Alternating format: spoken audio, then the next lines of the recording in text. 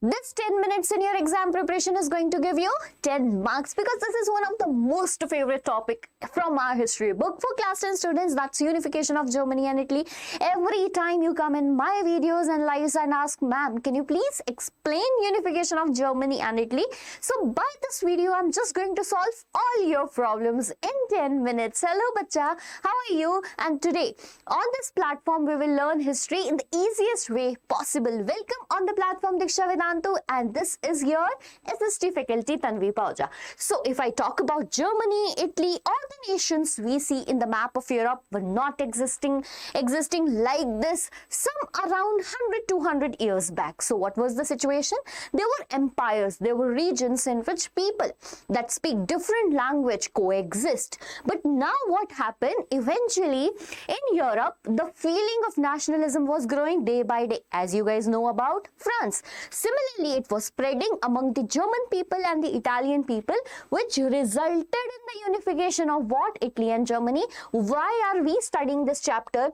Topic particularly in this video because multiple times in your PYQs you will pick up and see the question again and again repeated. So the very first question is about express or explain the process of the unification of Germany, or the question can be like, can army be the architect of the nation? So let's study the strange case where army, that means with the help of war a nation was made.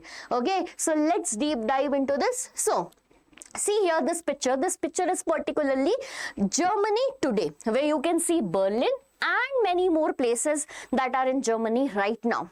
So they were divided into different empires, like here it was Prussia, here it was Saxony, it was Prague, Bavaria, etc, etc. But the one common thing among these people were their language, their ethnicity, okay, that they belong to the German region. So now what happened? This feeling of nationalism day by day was growing among the people. It was in 1848, if you guys remember that, it was in 1848 when those middle class participants, so much like what we can say inspired from the French Revolution, decided that we are going to form what? National Assembly. But what happened? That Frankfurt Parliament got failed, but this was the first step towards what? Unification. Do you know guys, whenever this nationalist feeling or sentiments were growing among the middle class, they were always suppressed by whom? Monarchy. Why? Monarchy don't want their power to be reduced. Military, because they were getting backed by the monarchy. And the large landowners, what they were called? Junkers. You know, these landowners were quite scared that if democracy or republic comes in the country, first thing that will be done, their right to property will be taken. I won't say right to property, sorry, their privileges will be taken. Okay, so every time these nationalists raised their feeling, they were suppressed by the combined forces of military, monarchy and large landowners. And here your 2 points of the answers are completed. And now comes in picture the mastermind who used the policy blood and iron, or whom we can call as sword of the German unification. Who is he? Otto von Bismarck. Can you see the picture? Yes, he is. Otto von Bismarck, who was basically, he belongs to Prussia. He was the chief minister of Prussia. What he did, he started war against the territories that were ruling the German region at that time.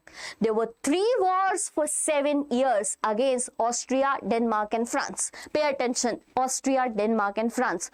3 wars for 7 years which resulted into Prussian victory.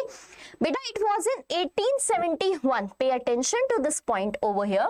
It was in 1871 when Germany became unified, and hence the world got unified Germany with Kaiser William I, okay, with Kaiser William I as the first German emperor of united Germany. Get it? And this is how world got a country, that is Germany. Do you think that it's done? No, it's not done. Now let us move towards the next point. What's that? That's unification of Italy. And you know, here are the questions that are repeated repeated multiple times in your previous year examination. Okay, multiple time. Explain the process of unification of Italy. How did French Revolution play important role in the creating the idea of nation? You have to give the example of Germany and Italy. Then we have analyzed the process of German unification, analyze the process of Italian unification. Pick up the question paper of last year. I bet you will find a question from this topic. Okay, and we have lot of time MCQs too.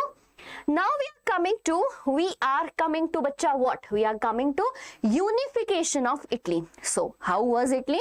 Basically this was Italy that was divided into several states. Okay, they were divided into several states. If I talk about this is Sardinia Piedmont. Okay, this is Sardinia Piedmont, which was ruled by Italian princely house. And who was the ruler? Victor Emmanuel II. This region, Lombardy and Venetia, this was under the control of Austrian forces. This was under the control of Austrian forces. The center of the Italy, which we call Papal State, this was under Pope.